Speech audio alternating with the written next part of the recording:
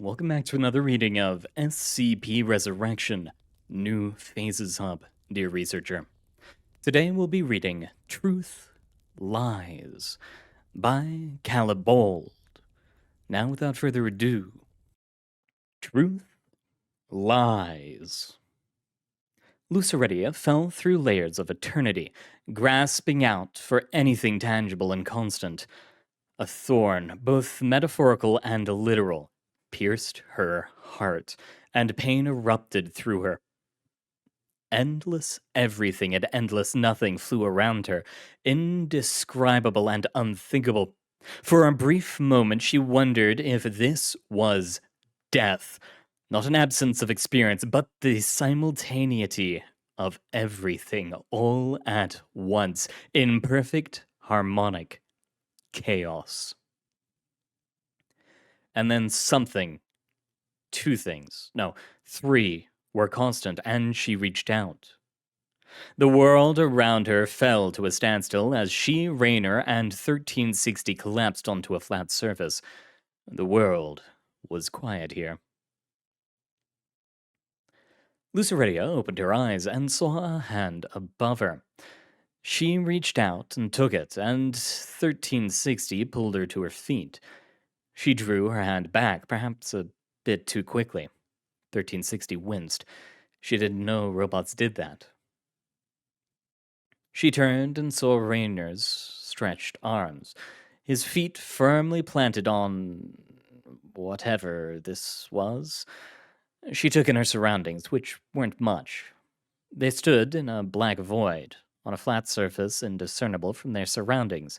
For whatever reason, she could see herself, 1360, and Raynor just fine.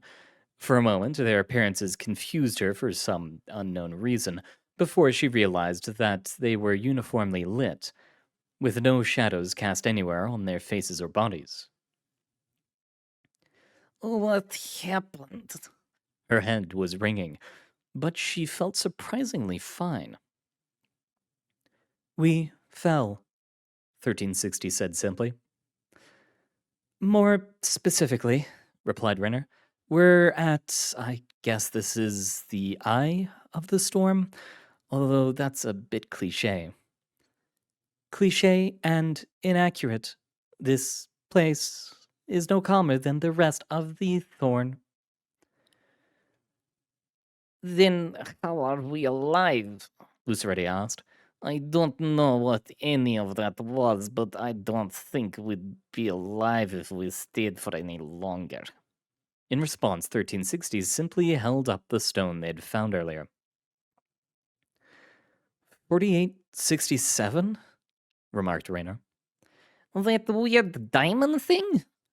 The one we used to kill you? Luceretti stopped. Or whatever it was? 1360 shrugged. You dropped it. The group stood in silence for a moment. After all the chaos and trauma and confusion, a few moments of solace were more than welcome. Lucy took a few deep breaths. For a pit of infinite insanity, the air was quite crisp.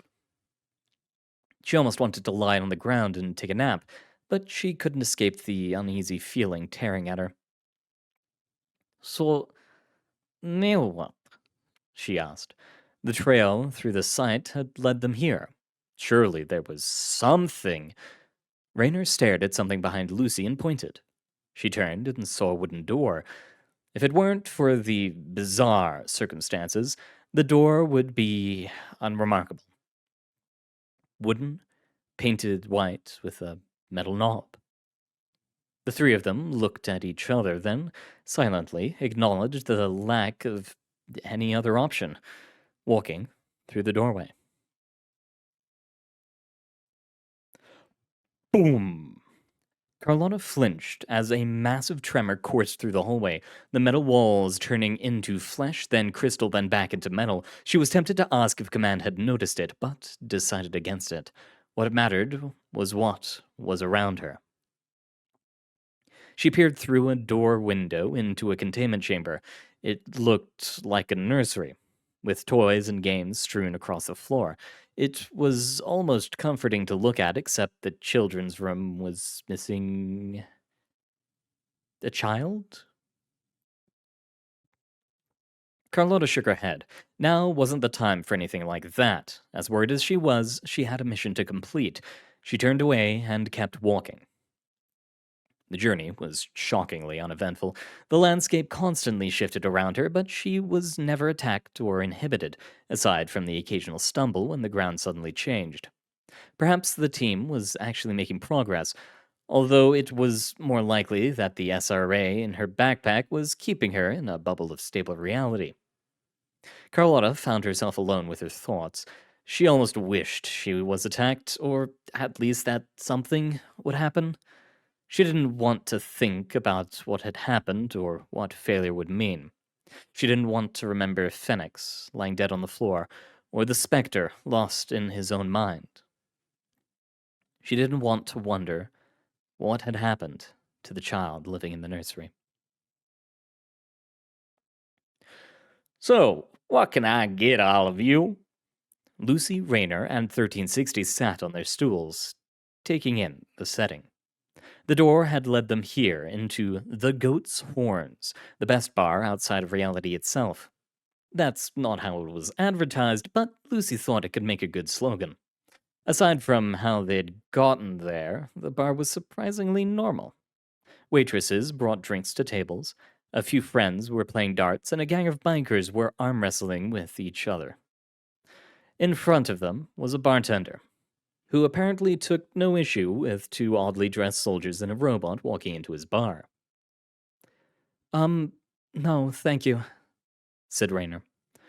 We're just a bit confused. Why are we here? Who are you? Asked Lucy. One at a time, said the bartender, chuckling slightly.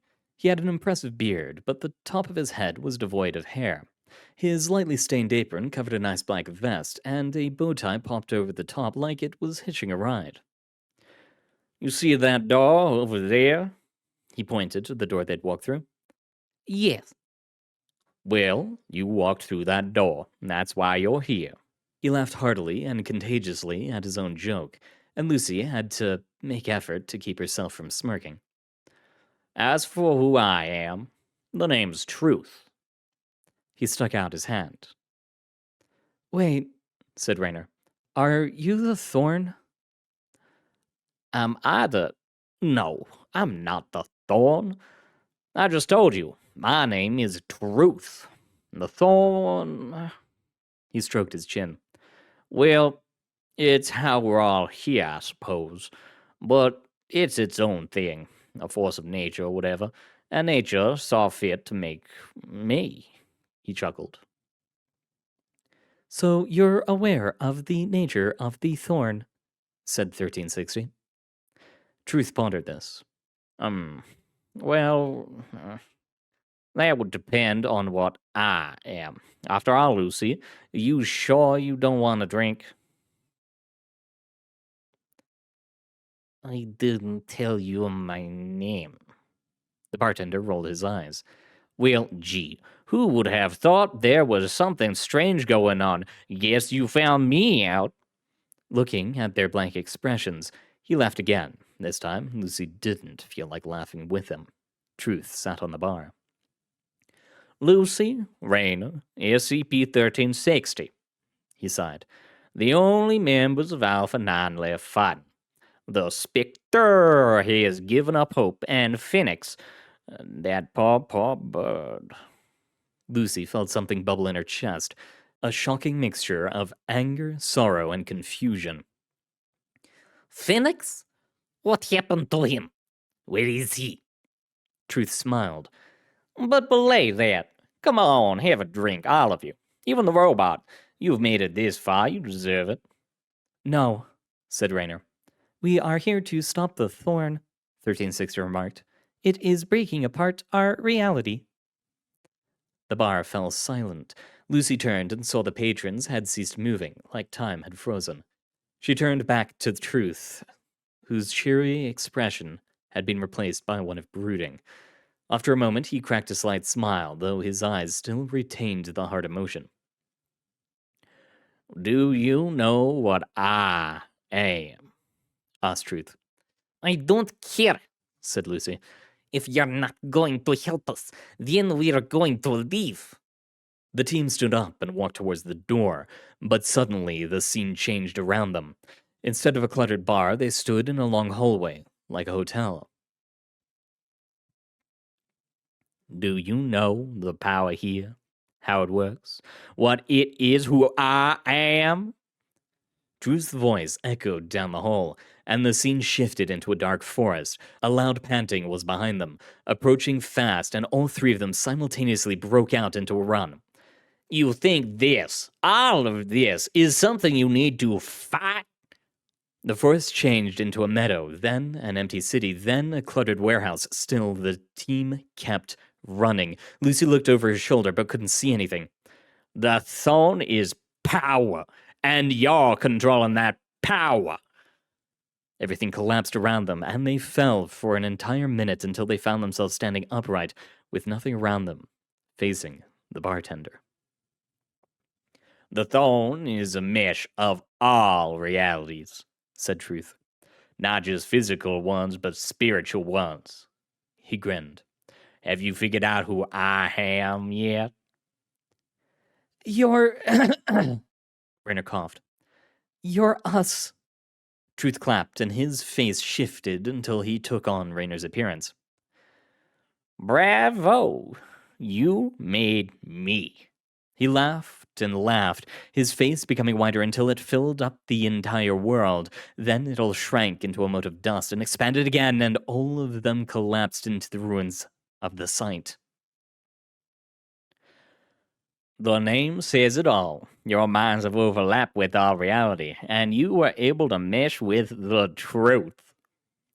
Show yourself, shouted Lucy. Her breathing grew heavier and heavier, her anger spiking. She hated feeling so powerless. Powerless is right, Truth taunted. You have all the power in the universe at your fingertips, and the only thing you could do was create a rude awakening.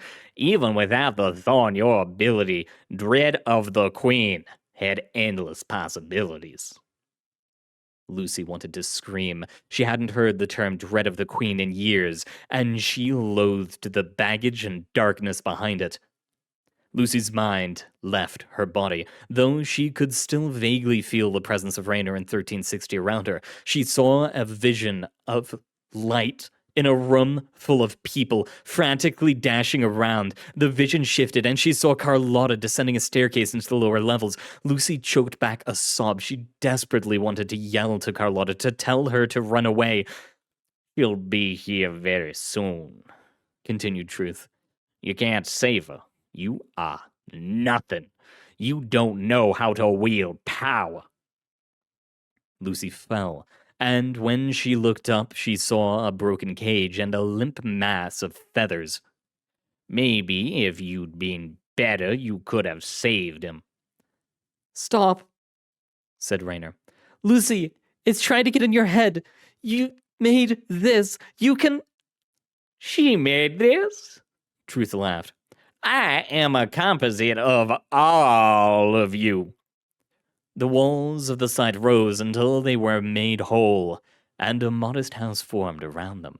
Two figures manifested in front of them, their faces blurred and obscured. No, Rainer quivered, his voice shaking. You're not a victim here, Rainer. Your mind and the minds of all three of you are being open to one another. I'm so glad that we can all see the truth for what it is. No! Rainer punched the face of the figure on the right, and the sound of shattering glass punctured the air. The vision shattered, leaving all of them in the void they'd found themselves in after first entering the thorn. In front of them stood 1360. Slowly, the front of its head split open, until it arranged itself into what approximated a smile. Did you forget someone? Lucy and Rainer turned and saw 1360 standing completely immobile with 4867 in its hand. The traitor, the spy, 1360, taunted Truth. Slave to Anderson even here, and rather conveniently. He pointed to the stone in his hand. He's the one hollering that. Lucy walked towards 1360, but it took a step back. Lucy stepped forward, and 1360 retreated again. Give it to me, said Lucy. She desperately hoped that Truth was lying, that she could actually trust the robot. It can't do anything. The Truth laughed. It's been left with a few basic instructions, including not to help you. But first... He snapped his fingers, and Carlotta spontaneously fell in front of them. She immediately stood up, looking around, and pointed a gun at Truth. Lucy! Raynor! 1360 is a... She was cut off by Truth, suddenly lunging forward and lifting her in the air by her neck. Too late, I'm afraid. Truth started slowly squeezing Carlotta's neck. You're responsible for this, all of you. You failed. You entered the thorn to try and stop it, but you only serve in building your own enemy. You're just going to kill us? Exclaimed Raynor. Why? Why are you doing any of this? Truth shrugged. Because I can. Because you made me this way. Because this is how you manifested truth and reality. You're doomed to fail, and all of you know this. You're going to be killed by the beast you made, and the force you failed to halt will overtake the world. Truth laughed. Just your standard crunch. Truth was cut off by a fist punching through his midsection. One moment, collected and powerful. The next, gasping for breath. Carlotta fell out of his grip, and he slowly fell to the floor, dissolving into dust. 1360 stood motionless, his fist still outstretched, holding the stone used to kill the entity. Director Light! What's up? Take a look at this. What? Yeah. It's stopped? Well, it's all still there. It just stopped spreading. Its area of effect is remaining constant, at least for now. What are they doing down there? Lucy and Raynor helped Carlotta to her feet, who embraced the two of them. It's not over yet. Raynor nodded. Entering the thorn was the first step. We accidentally manipulated the power around us to hold us back, but the truth was right about one thing. He wasn't the thorn, he was just made by us or something. Lucy walked over to 1360, who was standing still. She was ready to barrage him with questions, but before she could open her mouth, 1360 began moving. Take 4867. Pardon? Take the stone. I can't go with you. I am unable to. Lucy shook her head. I'm so confused and frustrated by all of this. Truth, the thorn, you? Why are you like this? 1360's head dropped slightly. I was prevented from assisting or warning you in some ways. I did not directly harm you because I did not wish to do so, but I was also prevented from acting to assist you. Then why? Because I was able to take advantage of a loophole. Truth threatened the world and indirectly threatened my creator. Therefore, I could interpret that accordingly and act in protection of Anderson. Lucy sighed. So you are a traitor. The robot shook its head. Not willingly. I could have chosen to ignore the loophole, but I wanted to help you. Why? I am unsure. Carlotta approached the pair. I think I know why. She put a hand on 1360's shoulder. Does this mean we're friends? 1360 held still for a few moments before shifting. I suppose that term may apply. The four of them stood in awkward silence before they all started feeling vibrations around them. Something's up. We need to move, Raynor said. Take the stone from my hand, 1360 said. I am unable to go with you, even though I desire to, as that would constitute betrayal of my creator. Reluctantly, Lucy pulled the gemstone from 1360's grasp. She stared at the bedazzling jewel for a few moments before she felt a tugging at her sleeve. "Come on," said Carlotta. Where are we going? "I don't know, but 1360 can't come with us. We need to have that on us." Lucy peeled her gaze away and started walking. The vibrations grew stronger, and the trio broke out into a run. Still, something gnawed at her. As she ran, she glanced back at 1360, perhaps wondering if he was following them. It was clear that it was still, but she could barely make out its figure as she ran.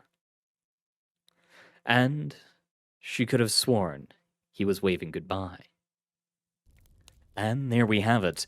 2 more parts left to the New Faces Hub. Then perhaps we'll continue into His Will Be Done. Perhaps we'll continue into Devil's Advocate. But this is where we'll end it for today. Thank you very much for coming, dear researchers. It has been an honor being able to read for you, and I hope to see you here next time. Good luck out there.